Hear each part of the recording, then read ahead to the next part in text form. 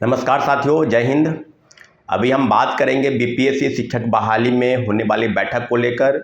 आगे क्या होने वाला है, छात्र अभ्यर्थियों की जो बात थी, जो उनकी समस्या थी, और बीपीएससी और शिक्षा विभाग ने मिलकर जो घोटाला किया, जो फर्जीवाड़ा किया, तो सारी बातों पर वन टू वन आपको हम बता दें कि बीपीएससी टीआरई 1 टीआरई 2 में जो फर्जीवाड़ा हुआ, जो आरटीआई से खुलासा हुआ, न महिलाओं को आरक्षण का लाभ मिला, दूसरी तरफ जो माननीय उच्च न्यायालय के कई फैसले सामने आए, जिसके बाद जो है घमासान मचा है। 6 to 8 में ओएमआर सीट की जो कार्बन कॉपी है, उसकी सीट है, वो दोबारा जांच करने के आदेश दिए हैं और बीपीएससी और शिक्षा विभाग इस सारी चीज़ों पर लगा हुआ है।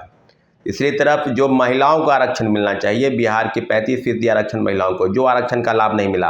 आपको पता होगा कि आरटीआई के खुलासे के बाद जो चीज़ें सामने आई कि 1 to 5 में 17,000 महिलाओं को नौकरी मिला, जिसमें से 10,000 से ज़्यादा किसी दूसरे स्टेट के लोगों को मिला।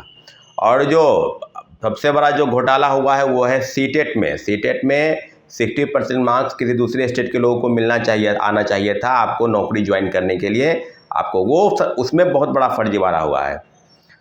कई जिलों से 150 छात्र, जमुई से 142, किसी औरंगाबाद से, सबसे बेहतरीन अगर कोई ज़िला है जहाँ के जिला शिक्षा पदाधिकारी बेहतरीन काम कर रहे हैं, वो जिला औरंगाबाद है। लगभग आप समझ लीजिए कि कार्रवाई जो है वो एकदम सबसे पहला जिला था औरंगाबाद, जिसने सीटेट के मामले पर कार्रवाई करते हुए लोगों को बाहर किया। और कई ज़िले हैं जिनकी सूची अभी आनी बाकी है। कई लोग बोल रहे हैं कि उस जिला से नहीं आया है। हमने भी कई जिला शिक्षा पदाधिकारी से बात करने का प्रयास किया, लोगों को बोला कि आप आवेदन दीजिए। मुजफ्फरपुर का एक ब्लॉक है, वहाँ से आवेदन, वहाँ से पता चला है कि वहाँ पर उस प्रखंड में कई फर्जी शिक्षक बहाल हो चुके हैं। तो साथियों, ये जो फर्जीवाड़ा का खेल हुआ है, ये इस पर संज्ञान ली जानी चाहिए थी बीपीएससी को और शिक्षा विभाग को।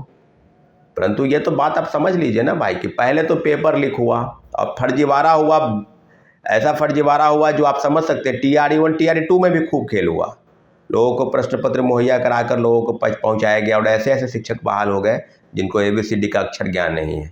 उसके बाद टीआरई 3 में भंडाफोड़ हो गया। अब देखिए, बेशर्मी की हद पार कर ली हुई बिहार लीग सेवा आयोग तो बोल रही है कि हम परीक्षा लेंगे 19 जुलाई से। पहले आप बोलते थे कि हम एग्जामिनेशन लेंगे जून के फर्स्ट वीक में ले लेंगे, उसके बाद जून के लास्ट वीक में ले लेंगे, उसके बाद जुलाई फर्स्ट वीक में ले लेंगे, अब जुलाई लास्ट वीक में ले जा रहे हैं।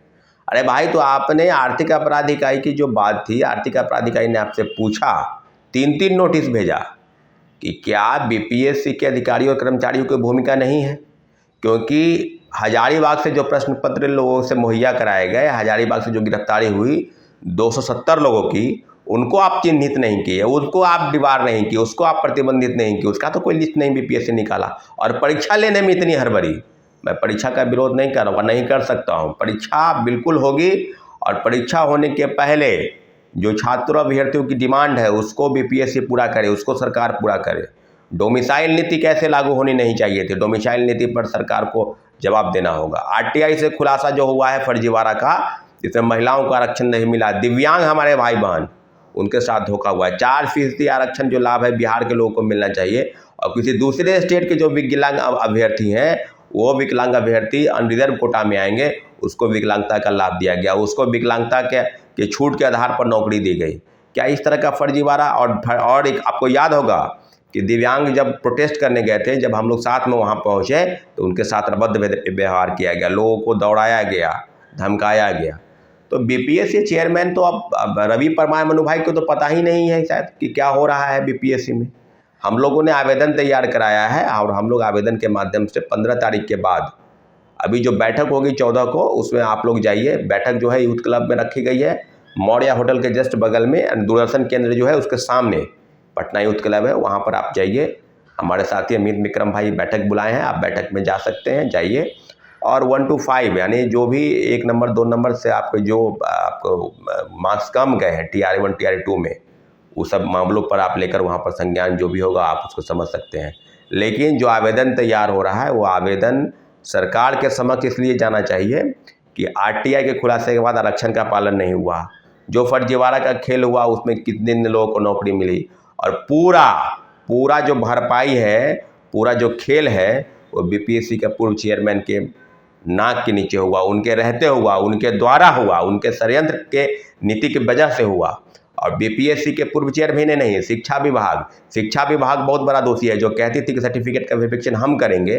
हम करेंगे TRE 1 से लेकर TRE 2 तक, और वही बड़े पैमाने पर फर्जीवाड़ा किया। और आज बहाली, आपको याद होगा इसके पहले माननीय उच्च न्यायालय ने स्पष्ट कहा था, छठे चरण में लगभग 70,000 लोगों का फोल्डर गायब है।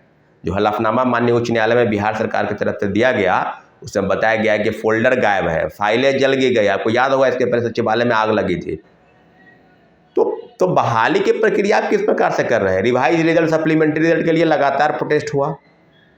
प्रोटेस्ट से कुछ बहुत विशेष फायदा नहीं हुआ। हाँ, TRE 1 में ये हुआ कि हम लोगों ने डिमांड किया तो 2773 लोगों का रिजल्ट आया। TRE 2 में 14,700 की सूची भेजी गई थी शिक्षा विभाग से, और BPSC ने कहा, BPSC के चेयरमैन ट्वीट करते थे कि हम तैयारी कर रहे हैं सप्लीमेंट्री रिजल्ट का, और हम लोग इंतजार करते रह गए, 1 महीना रिजल्ट नहीं आया।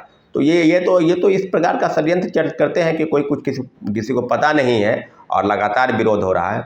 तो साथियों, आप बैठक 14 तारीख को बैठक में जाइए, और अगली जो बैठक बुलाई जाएगी वो बैठक होगी छात्रों अभ्यर्थी। उसके पहले एक आवेदन जो है हम BPSC शिक्षा विभाग सब जगह जमा करा देते हैं।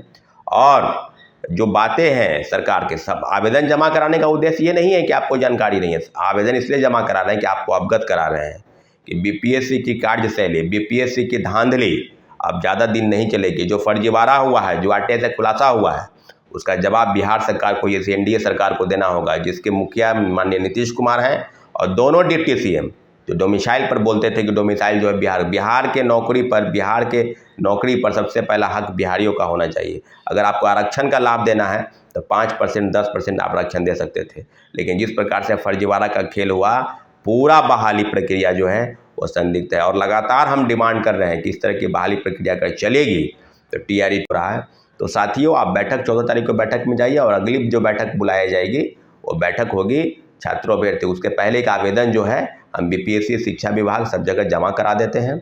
और जो बातें हैं सरकार के, सब आवेदन जमा कराने का उद्देश्य ये नहीं है कि आपको जानकारी नहीं है। आवेदन इसलिए जमा करा रहे हैं कि आपको अवगत करा रहे हैं कि BPSC की कार्यशैली, BPSC की धांधली अब ज़्यादा दिन नहीं चलेगी। जो फर्जीवाड़ा हुआ है, जो RTI से खुलासा हुआ है, उसका जवाब बिहार सरकार को, जैसे NDA सरकार को देना होगा, जिसके मुखिया माननीय नीतीश कुमार हैं, और दोनों डिप्टी CM जो डोमिसाइल पर बोलते थे कि डोमिसाइल जो है बिहार के नौकरी पर सबसे पहला हक बिहारियों का होना चाहिए। अगर आपको आरक्षण का लाभ देना है तो 5%, 10% आप आरक्षण दे सकते थे, लेकिन जिस प्रकार से फर्जीवाड़ा का खेल हुआ, पूरा बहाली प्रक्रिया जो है वो संदिग्ध है। और लगातार हम डिमांड कर रहे हैं कि इस तरह की बहाली प्रक्रिया अगर चलेगी तो TRE 2 में कोई विश्वास नहीं है कि TRE 1 और TRE 2 जैसा हाल होगा।